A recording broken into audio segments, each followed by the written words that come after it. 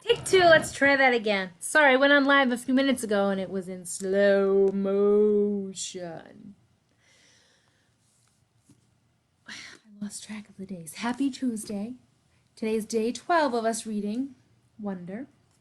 We are picking up on the next part of our story called Part 5, and it's named Justin, which is Via's new friend that's a boy.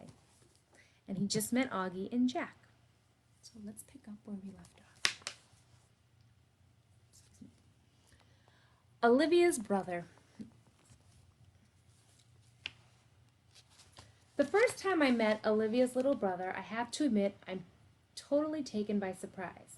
I shouldn't be, of course. Olivia told me about his syndrome, has even described what he looks like, but she also talked about all his surgeries over the years, so I guess I assumed he'd be a little more normal looking by now. Like when a kid is born with a cleft lip and had plastic surgery to fix it, sometimes you can't even tell except for the little scar above the lip. I guess I thought her brother would have some scars here and there, but not this. I definitely wasn't expecting to see this little kid in a baseball cap who's sitting in front of me right now. Actually, there are two kids sitting in front of me. One is totally normal looking with curly blonde hair named Jack, and the other is Augie. I also think, I like to think I'm able to hide my surprise. I hope I do. Surprise is one of those emotions that can be hard to fake, though whether you're trying to look surprised when you're not or trying to not look surprised when you are. I shake his hand, I shake the other kid's hand. Don't want to focus on his face. Cool room, I say. Are you Via's boyfriend, he says. I think he's smiling. Olivia pushes down his baseball cap. Is that a machine gun? The blonde kid asks, like I haven't heard that one before. And we talk about Zyko for a bit, and then Via's taking my hand and leading me out of the room. As soon as we close the door behind us, we hear them laughing.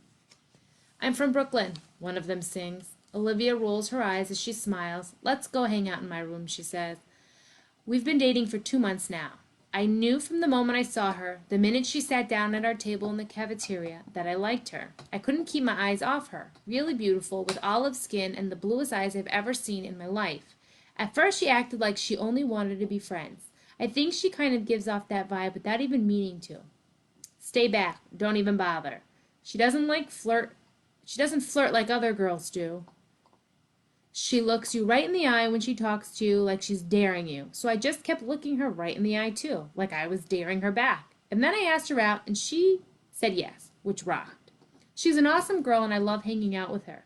She didn't tell me about August until our third date. I think she used the phrase craniofacial abnormality to describe his face. Or maybe it was craniofacial anomaly? I know the one word she didn't use was deformed, though because that word would have registered with me. So what do you think? She asks me nervously the second we're inside her room. Are you shocked? No, I lie. She smiles and looks away. You're shocked. I'm not, I assure her. He's just like what you said he'd be. She nods and plops down on her bed. Kind of cute how she still has a lot of stuffed animals on her bed. She takes one of them, a polar bear, without thinking and puts it in her lap. I sit down on the rolling chair by her desk. Her room is immaculate. When I was little, she says, there were lots of kids who never come back for a second play date. I mean, lots of kids.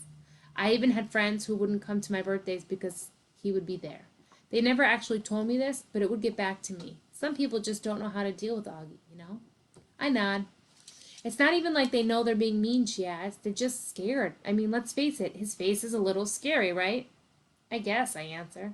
But you're okay with it, she asks me sweetly. You're not too freaked out or scared. I'm not freaked out or scared, I smile. She nods and looks down at the polar bear on her lap. I can't tell whether she believes me or not, but then she gives the polar bear a kiss on the nose and tosses it to me with a little smile. I think that means she believes me, or at least that she wants to. Valentine's Day.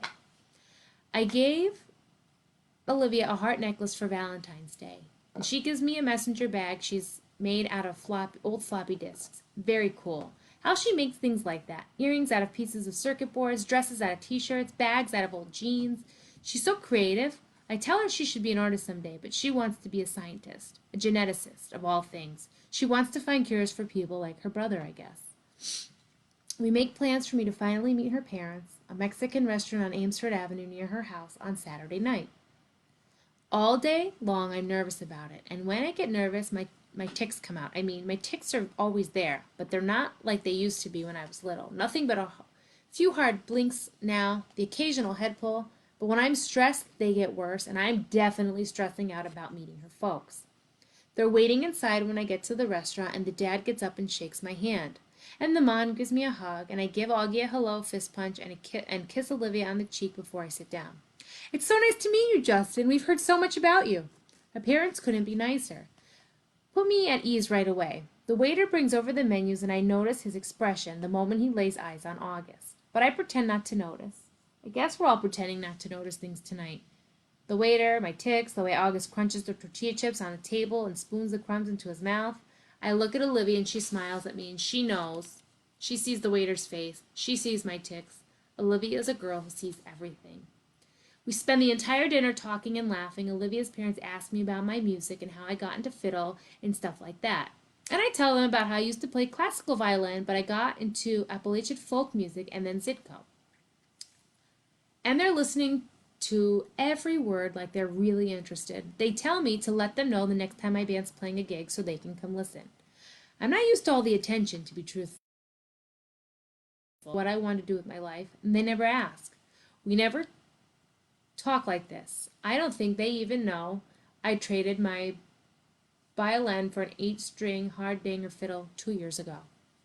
After dinner, we go back to Olivia's for some ice cream. Their dog greets us at the door. An old dog. Super sweet. She'd thrown up all over the hallway, though Olivia's mom rushes to get paper towels while the dad picks the dog up like she's a baby. "What's up, old girlie?" he says. And the dog's in heaven, tongue hanging out, tail wagging, legs in the air at awkward angles. "Dad, tell Justin how you got Daisy," says Olivia. "Yeah," says Augie. The dad smiles and sits down in a chair with the dog all cradled in his arms, and it's obvious he told this story lots of times, and they all love to hear it. Where's my doggies at? There they are. "So I'm coming home from the subway one day," he says, "and a homeless guy I've never seen in this neighborhood before is pushing this floppy mutt in a stroller, and he comes up to me and says, 'Hey, mister, want to buy my dog?' And without even thinking about it, I say, 'Sure, how much you want?' He says, $10. So I gave him $20 I have in my wallet, and he hands me the dog. Justin, I'm telling you, you've never smelled anything as so bad in your life. She stank so much I can't even tell you. So I took her right from there to the vet down the street, and then I brought her home. Didn't even call me first, by the way," the mom interjects as she cleans the floor to see if I'm okay with his bringing home some homeless guy's dog. The dog actually looks over at Mom when she says this, like she understands everything everyone is saying about her. She's a happy dog, like she knows she's lucked out that day finding this family. I kind of know how she feels. I like Olivia's family. They laugh a lot. My family's not like that at all. My mom and dad got divorced when I was 4, and they pretty much hate each other. I grew up spending half of every week in my dad's apartment in Chelsea and the other half in my mom's place in Brooklyn Heights. I have a half-brother who's 5 years older than me and barely knows I exist. For as long as I can remember, I felt like my parents could hardly wait for me to be old enough to take care of myself. "You go to the store by yourself. Here's the keys to the apartment." It's funny how there's a word like overprotective to describe some parents, but no words that mean the opposite. What would you do to describe parents who don't protect enough? Underprotective, neglectful, self-involved, lame, all of the above. Olivia's family tell each other I love you all the time. I can't remember the last time anyone in my family said that to me. By the time I go home, my tics have all stopped. Our Town. We're doing the play Our Town for the spring show this year, and Olivia dares me to try out for the lead role. The stage manager, and somehow I get it. Total fluke. Never got any lead roles in anything before, and I tell Olivia she brings me good luck. Unfortunately, she doesn't get the female lead. Emily Gibbs, the pink-haired girl named Miranda, gets it. Olivia gets a bit part and is also the Emily understudy. I'm actually more disappointed that Olivia is. She almost seems relieved. "I don't love people staring at me," she says, which is sort of strange coming from such a pretty girl. A part of me thinks maybe she blew her audition on purpose. The spring show is at the end of April. It's mid-March now, so that's less than 6 weeks to memorize my part. plus rehearsal time, plus practicing with my band, plus finals, plus spending time with Olivia. It's going to be a rough 6 weeks. 6 weeks, that's for sure. Mr. Davenport, the drama teacher, is already manic about the whole thing. Will drive us crazy by the time it's over, no doubt. I heard, though, through the grapevine that he'd been planning on doing the Elephant Man, but changed it to Our Town at the last minute. And that change took a week off of our rehearsal schedule. Not looking forward to the craziness of the next month and a half. Ladybug. Olivia and I are sitting on her front stoop, and she's helping me with my lines. It's a warm March evening, almost like summer. The sky is still bright, cayenne, but the sun is low and the sidewalks are streaked with long shadows. I am reciting. Yes, the sun's come up over 1,000 times. Summers and winters have cracked, and mountains, a little bit more than rains, have brought down some of the dirt. Some babies that weren't even born before have begun talking regular sentences already, and a number of people who thought they were right, young and spry, have noticed that they can't bound up a flight of stairs like they used to without their heart fluttering a little. I shake my head. Can't remember the rest. All that can happen in 1,000 days, Olivia prompts me, reading from the script. Right, I say, shaking my head, and I sigh. I'm wiped, Olivia. How the heck am I going to remember all these lines? You will, she answers confidently, and she reaches out and cups her hand over a ladybug that appears out of nowhere. See? A good luck sign, she says, slowly lifting her top hand to reveal the ladybug walking on the palm of her other hand. Good luck, or just the hot weather, I joke. Of course good luck, she answers, watching the ladybug crawl up her wrist. There should be a thing about making a wish on a ladybug. Augie and I used to do that with fireflies when we were little. She cups her hands over the ladybug again. Come on, make a wish and close your eyes. I dutifully close my eyes. A long second passes, and then I open them. Did you make a wish? She asks. Yep. She smiles, uncups her hands, and the ladybug, as if on cue, spreads its wings and flits away. Don't you want to know what I wish for? I asked, kissing her. No, she answers shyly, looking up at the sky, which is at this very moment is the exact color of her eyes. I made a wish too, she says mysteriously, but she has so many things she could wish for it, I have no idea what she's thinking. The bus stop. Olivia's mom, Augie, Jack, and Daisy come down the stoop just as I'm saying goodbye to Olivia. Slightly awkward since we are in the middle of a nice long kiss. Hey, guys, says the mom, pretending not to see anything, but the two boys are giggling. Hi, Mrs. Pullman. Please call me Isabel, Justin, she says again. It's like the third time she's told me this, so I really need to start calling her that. I'm heading home, I say as if to explain. Oh, are you heading to the subway, she says, following the dog with the newspaper. Can you walk Jack to the bus stop? No problem. That okay with you, Jack? The mom asks him, and he shrugs. Justin, can you stay with him till the bus comes? Of course. We all say our goodbyes, and Olivia winks at me. You don't have to stay with me, says Jack as we're walking up the block. I take the bus by myself all the time. Augie's mom is way too overprotective. He's got a low, gravelly voice, like a little tough guy. He kind of looks like one of those little rascal kids in an old black and white movie. Like he should be wearing a newsboy cap and knickers. We get to the bus stop, and the schedule says the bus will be there in 8 minutes. I'll wait with you, I tell him. Up to you, he shrugs. Can I borrow $1? I want some gum. I fish out $1 out of my pocket and watch him cross the street to the grocery store on the corner. He seems too small to be walking around by himself somehow. Then I think how I was that young when I was taking the subway by myself. Way too young. I'm going to be an overprotective dad someday, I know it. My kids are going to know I care. I'm waiting there a minute or two when I notice 3 kids walking up the block from the other direction. And they walk right past the grocery store, but one of them looks inside and nudges the other 2, and they all back up and look inside. I can tell they're up to no good. All elbowing each other and laughing. One of them is Jack's height, but the other 2 look much bigger. More like teens. They hide behind the fruit stand in front of the store, and when Jack walks out, they trail behind him, making loud throw-up noises. Jack casually turns around at the corner to see who they are, and they run away, high-fiving each other and laughing like little jerks. Jack crosses the street like nothing happened and stands next to me at the bus stop, blowing a bubble. Friends of yours, I finally say. Ha, he says. He's trying to smile, but I can see he's upset. Just some jerks from my school, he says. A kid named Julian and his two gorillas, Henry and Miles. Do they bother you a lot like that? No, they've never done that before. They'd never do that in school or they'd get kicked out. Julian doesn't even live around here, so I guess it was just bad luck running into him. Oh, okay, I nod. It's not a big deal, he assures me. We both automatically look down Amsterdam Ave to see if the bus is coming. We're sort of in a war, he says after a minute, as if that explains everything, and then pulls out the crumpled piece of loose leaf paper from his jean pocket and gives it to me. I unfold it, and a list of names in 3 columns. He turned the whole grade against me, says Jack. Not the whole grade, I point out, looking down at the list.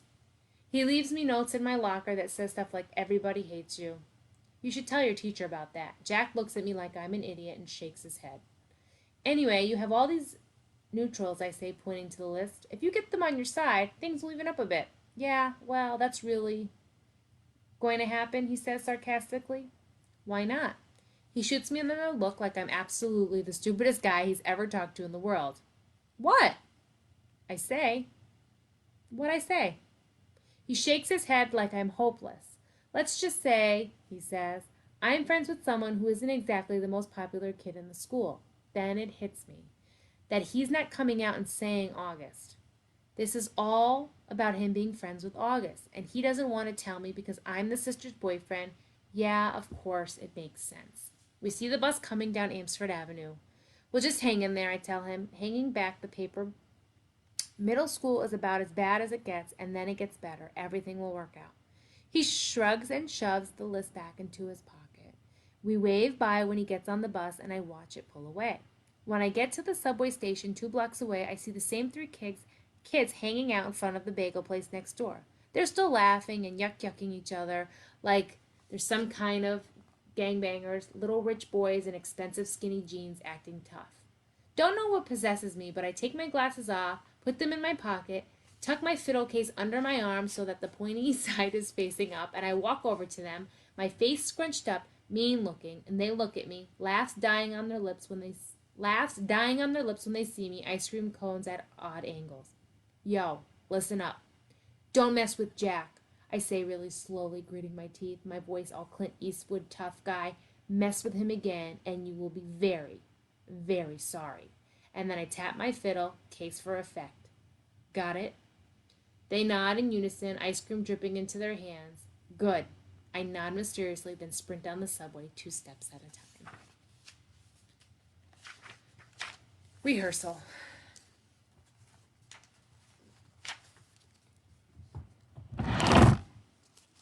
The play is taking up most of my time as we get closer to opening night. Lots of lines to remember. Long monologues where it's just me talking. Olivia has this great idea though, and it's helping. I have my fiddle with me on stage and play it a bit while I'm talking. It's not written that way, but Mr. Davenport thinks it adds an extra folksy element to have the stage manager plucking on a fiddle. And for me, it's so great because whenever I need a second to remember my next line, I just start playing a little soldier's joy on my fiddle, and it buys me some time. I've gotten to know the kids in the show a lot better, especially the pink-haired girl who plays Emily. Turns out she's not really as stuck-up as I thought she was, given the crowd she hangs out with. Her boyfriend's the built jock who's a big deal on the varsity sports circuit at school. It's a whole world that I have nothing to do with, so I'm kind of surprised that this Miranda girl turns out to be kind of nice. One day we were sitting on the floor backstage waiting for the tech guys to fix the main spotlight. So how long have you and Olivia been dating? She asks out of the blue. About 4 months now, I say. Have you met her brother? She says casually. It's so unexpected that I can't hide my surprise. You know Olivia's brother, I ask. Via didn't tell you? We used to be good friends. I've known Augie since he was a baby. Oh yeah, I think I knew that, I answer. I don't want to let on that Olivia had not told me any of this. I don't want to let on how surprised I am that she called her Via. Nobody but Olivia's family calls her Via. And here, this pink-haired girl who I thought was a stranger is calling her Via. Miranda laughs and shakes her head, but she doesn't say anything. There's an awkward silence, and then she starts fishing through her bag and pulls out her wallet. She rifles through a couple of pictures and then hands one to me. It's of a little boy in a park on a sunny day, and he's wearing shorts, a t-shirt, and an astronaut helmet that covers his entire head. It was like 100 degrees that day, she says, smiling at the picture, but he wouldn't take that helmet off for anything. He wore it for like 2 years straight, in the winter, in the summer, at the beach. It was crazy. Yeah, I've seen this picture in Olivia's house. I'm the one who gave him that helmet, she says, and she sounds a little proud of that. She takes the picture and carefully inserts it in the back of her wallet. Cool, I answered. So you're okay with it? She says, looking at me. I look at her blankly. Okay with what? She raises her eyebrows like she doesn't believe me. You know what I'm talking about, she says, and takes a long drink from her water bottle. Let's face it, she continues, the universe was not kind to Augie Pullman. Last 3 pages. Bird. Why didn't you tell me that you and Miranda Nabus used to be friends? I said to Olivia the next day. I'm really annoyed at her for not telling me this. It's not a big deal, she answers defensively, looking at me like I'm weird. It is a big deal, I say. I looked like an idiot. How could you not tell me? You've always acted like you don't even know her. I don't know her, she answers quickly. I don't know who that pink-haired cheerleader is. The girl I knew was a total dork who collected American Girl dolls. Oh, come on, Olivia. You come on.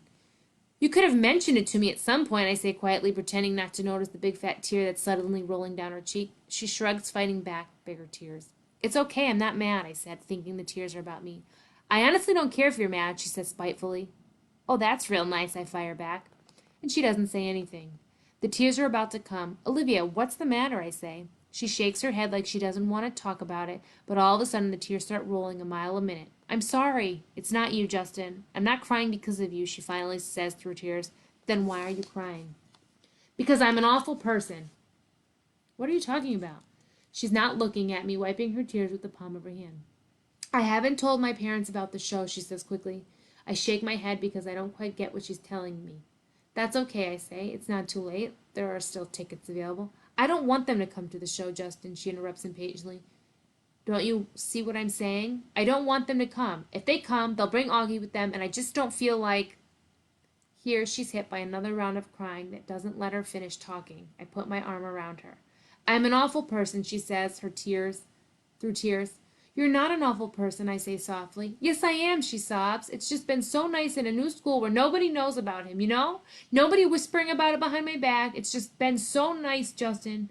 But if he comes to the play, then everyone will talk about it and everyone will know, and I don't know why I'm feeling like this. I swear I've never been embarrassed by him before. I know, I say, soothing her. You're entitled, Olivia. You've dealt with a lot your whole life.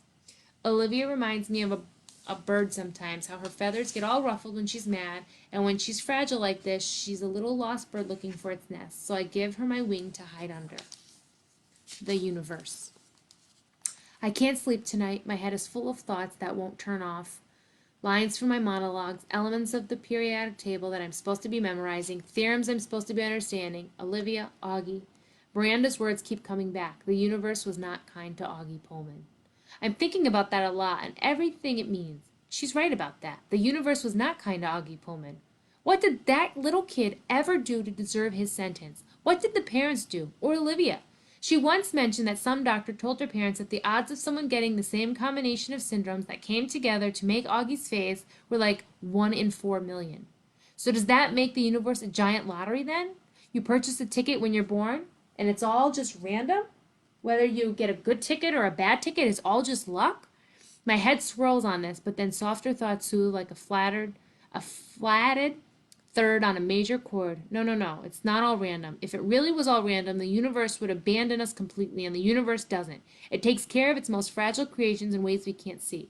Like with parents who adore you blindly, and a big sister who feels guilty for being human over you, and a little gravely voiced kid whose friends have left him over you, and even a pink-haired girl who carries your picture in her wallet. Maybe it is a lottery, but the universe makes it all even out in the end. The universe takes care of all its birds. That is the end of part 5 of our book, Justin. Tomorrow we will pick back up part 6, and we are back to August's. So I don't know if you've caught on, but each part of the book we read has been someone else's perspective, their version of what happened. This last part, Justin's part, threw me off a little bit because everything was lowercase. There were no capitals. Every sentence started with the lowercase letter. Every time someone said the word I, it was lowercase. It was very confusing, but that's okay. Part 6 will continue. I'm back with August tomorrow. Boys and girls, have a wonderful evening. Stay safe. Bye.